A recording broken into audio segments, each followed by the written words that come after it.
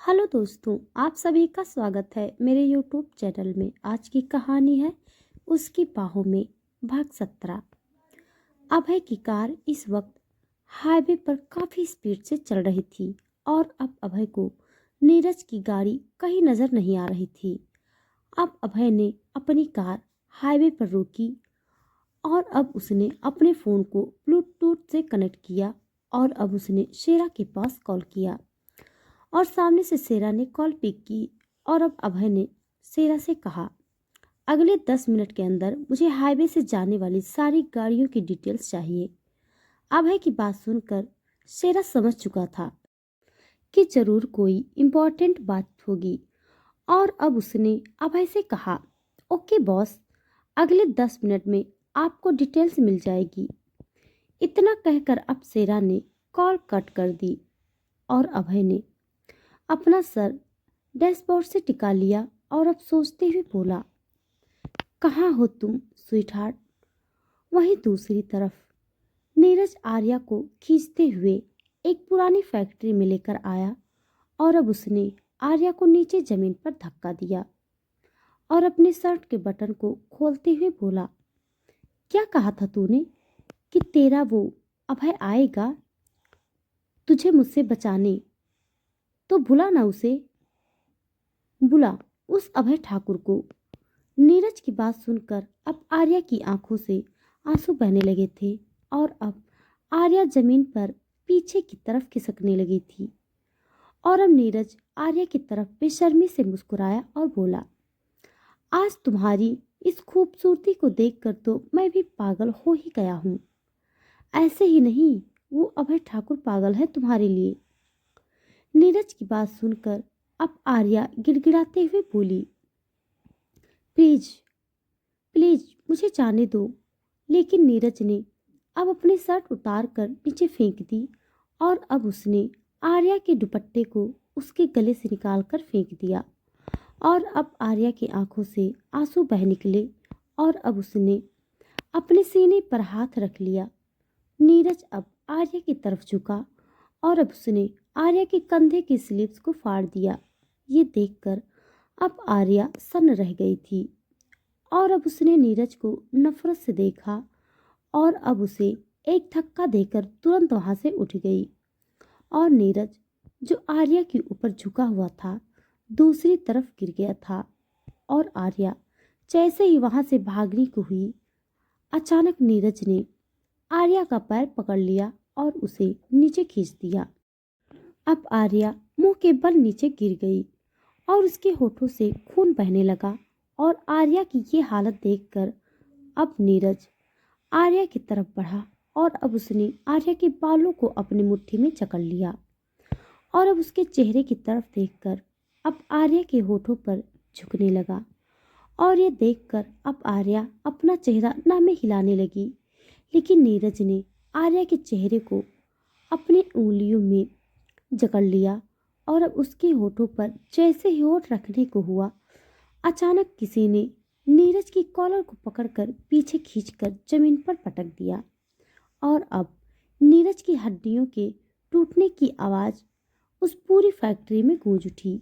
आर्या को जब नीरज के होठ अपने होठों पर महसूस नहीं हुए तो अब उसने अपनी आंखें खोलकर सामने देखा तो सामने अभय को देखकर आर्या के शरीर में मानो जान सी आ गई हो और वो अब एक झटके में अभय के सीने से लग गई और उसकी शर्ट को अपनी मुट्ठी में जकड़कर रोने लगी। वहीं अभय का चेहरा इस वक्त गुस्से से काला पड़ चुका था और वो अब नीरज की तरफ देख रहा था और अभय को वहां देखकर अब नीरज हैरान सा रह गया था। अभय को देखकर नीरज को अपनी मौत साक्षात दिखाई दे रही थी और अब अभय ने आर्या की तरफ देखा और उसके चेहरे की तरफ देखकर अब अभय का गुस्सा अब उसके कंट्रोल के बाहर हो चुका था और अब अभय ने अपना ब्लेजर उतारकर आर्या को पहनाया, उसके माथे को चूमकर बोला, बस 10 मिनट स्वीटहार्ट। इतना कहकर अब अभय ने आर्या को वहां पर पड़ी चेयर पर बिठाया और अब अपनी शर्ट के स्लीव्स को मोड़कर अब नीरज की तरफ बढ़ा जो अब अभय को अपनी तरफ आता हुआ देखकर जमीन पर पीछे खिसक रहा था। अभय ने नीरज के पैरों को पकड़कर मोड़ दिया, जिससे अभय के पैरों की हड्डियां टूटने की आवाज आई। आर्या के कानों में पड़ी और अब आर्या ने डर के मारे अपने कानों पर अपने हाथ रख दिए। अभय ने नीरज की तरफ देखा और अब उसके चेहरे पर अपना पैर रगड़ते हुए बोला, तेरी हिम्मत कैसे हुई अभय ठाकुर की बीवी को हाथ लगाने की? अभय की बात सुनकर अब नीरज बेशर्मी से मुस्कुराया और अभय की तरफ देखकर बोला, गुस्सा आ रहा है ना? मैंने तेरी बीवी को हाथ लगाया तो? आह, मुझे भी गुस्सा आया था जब मुझे पता चला कि तेरी वजह से मुझसे मेरा भाई छिन गया था। नीरज की बात सुनकर अब अभय ने गुस्से से कांपते हुए नीरज की तरफ देखकर कहा, तो सामने से वार करता और अपने भाई की मौत का बदला ले लेता। ऐसे कायरों की तरह वार क्यों किया, बोल? अभय का गुस्सा अब और भी बढ़ता ही जा रहा था और उसकी आंखों के सामने अभी भी नीरज का वो आर्या के ऊपर झुका हुआ होना और आर्या का नीरज के सामने गिड़गिड़ाना उसकी आंखों के सामने किसी रील की तरह चल रहा था। और अभय ने अब पीछे मुड़कर आर्या की तरफ देखा, जो इस वक्त खुद में ही सिमट कर बैठी हुई थी। और आर्या को इस तरह डरते हुए देखकर अब अभय ने अपनी गन निकाली और नीरज के माथे पर पॉइंट कर दी। और अब अभय अपनी गन लोड की और नीरज की तरफ देखा, जिसके चेहरे पर मौत का डर साफ साफ दिखाई दे रहा था। और ये देखकर अब अभय ने नीरज की तरफ देखकर बोला, यही खौफ मैंने अभी अपनी स्वीट हार्ट की आंखों में भी देखा था, और तब मेरे दिल में कितना दर्द हुआ था ये सिर्फ मैं ही जानता हूँ। लेकिन यही खौफ तेरी आंखों में देखकर अब मुझे कितना सुकून मिल रहा था, ये मैं तुझे बता नहीं सकता। और अब इतना कहकर अभय ने नीरज को बिना कुछ कहने का मौका दिए ही वो गन चला दी। और अब वो गोली नीरज के सर से आर पार हो गई और उस गोली की आवाज पूरी फैक्ट्री में गूंज गई। और इसी के साथ आर्या की भी एक चीख निकल गई और आर्या एक झटके में अपनी जगह पर उछल पड़ी और अब कांपते हुए नीरज की लाश की तरफ देखने लगी। नीरज को तड़पने का मौका भी नहीं मिला और अब उसकी बॉडी पूरी तरह से शांत पड़ गई। अभय ने अब नीरज की लाश की तरफ देखा और गुस्से में कांपते हुए बोला, अभय ठाकुर की बीवी को हाथ लगाने वाले का अभय ठाकुर यही हाल करता है। इतना कहकर अब अभय ने नीरज की लाश को अपने पैर से एक टक्कर मारी और आर्या की तरफ मुड़ा, जो अभी तक नीरज की लाश को एक टक ही देख रही थी।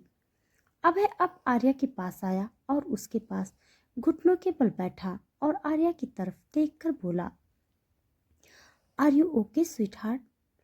लेकिन आर्या तो मानो होश में ही नहीं थी और ये देखकर अभय ने आर्या के गालों को थपथपाया और अब उसकी तरफ देखकर बोला, मैंने कुछ पूछा तुमसे स्वीट हार्ट? आर्या ने अभय की तरफ देखा और उसकी तरफ देखकर बोली, आपने उसे मार दिया? आर्या को इस तरह से रिएक्ट करता देख अभय को अब गुस्सा आने लगा था और अब उसने आर्या की गर्दन की एक नस को प्रेस किया, जिससे अब आर्या होश में होकर अभय की बाहों में सिमट गई।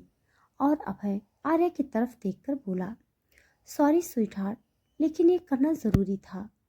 इतना कहकर अभय ने अब आर्या को अपनी बाहों में उठाया और उसे लेकर अब अपने कार की तरफ बढ़ गया। और अभय ने अब आर्या को कार की बैक सीट पर लिटाया और अब उसने अपने फ़ोन से सेरा के पास कॉल किया और बोला, लाश को ठिकाने लगा देना।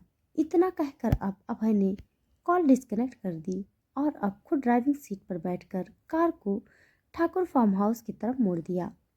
वहीं दूसरी तरफ आरोही अभी भी निर्भय की बाहों में सिमटी हुई थी और निर्भय आरोही की कमर को सहला रहा था। और अब निर्भय ने आरोही की तरफ देखकर कहा, सॉरी नस आरू, अब तो मान जाओ। लेकिन आरोही ने निर्भय की बात का कोई जवाब नहीं दिया। तो अब निर्भय ने आरोही को खुद से दूर किया और अब उसकी तरफ देखकर बोला, ओके फाइन, अगर तुम मुझसे नाराज हो तो कोई बात नहीं, मैं अब तान्या के पास चला जाता हूँ। कम से कम वो तो मुझसे नाराज नहीं है और वो तो मुझसे बात करेगी ना? निर्भय अब जैसे ही बेड से उठने को हुआ, आरोही ने तुरंत निर्भय को बेड पर धक्का दिया और अब उसके कमर पर चढ़कर बैठ गई और निर्भय के खुले हुए सीने पर अपने नाखून गड़ाते हुए बोली, बहुत मज़ा आता है ना आपको मुझे जलाने में? हाँ, निर्भय बोलिए।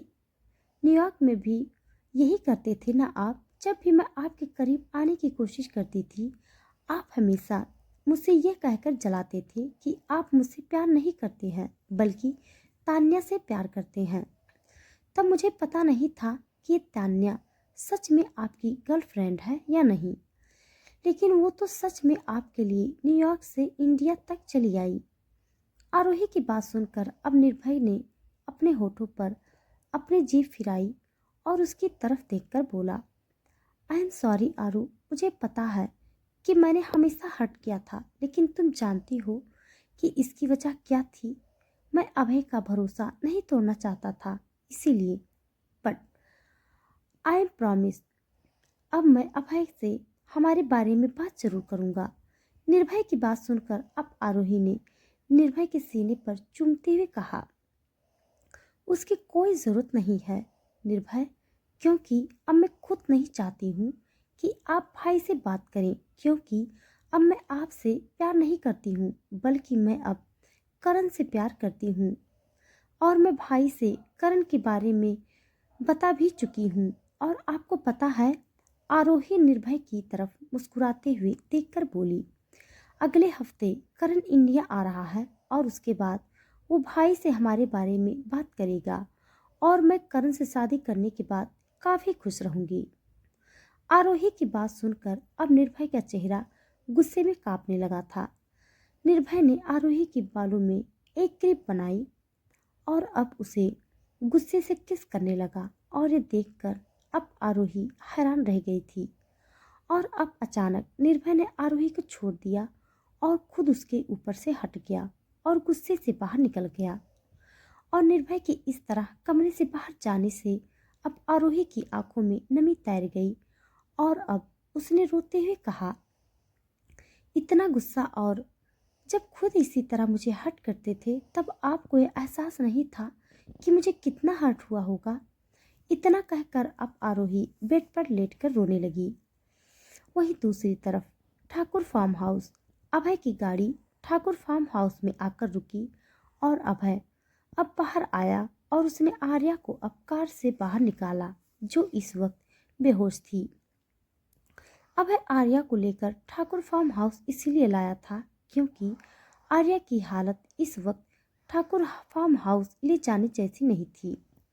उसके माथे पर चोट लगी हुई थी और होठों से खून बह रहा था, जो अब सूख चुका था, और आर्या के कपड़े भी फटे हुए थे। ये देखकर अभय का खून खौल रहा था।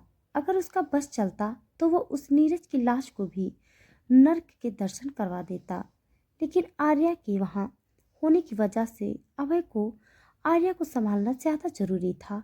और अब अभय आर्या को लेकर फार्म हाउस में आया तो अब सारे सर्वेंट ने अभय की तरफ देखकर अपनी नजरें झुका ली और अब अभय ने सर्वेंट की तरफ देखकर कहा, सभी लोग अपने अपने कमरे में जाइए और सुबह से पहले मुझे यहाँ कोई दिखाई नहीं देना चाहिए। तो दोस्तों, आज के लिए बस इतना। इसके आगे का भाग जानने के लिए आप सब मेरे साथ बने रहिए।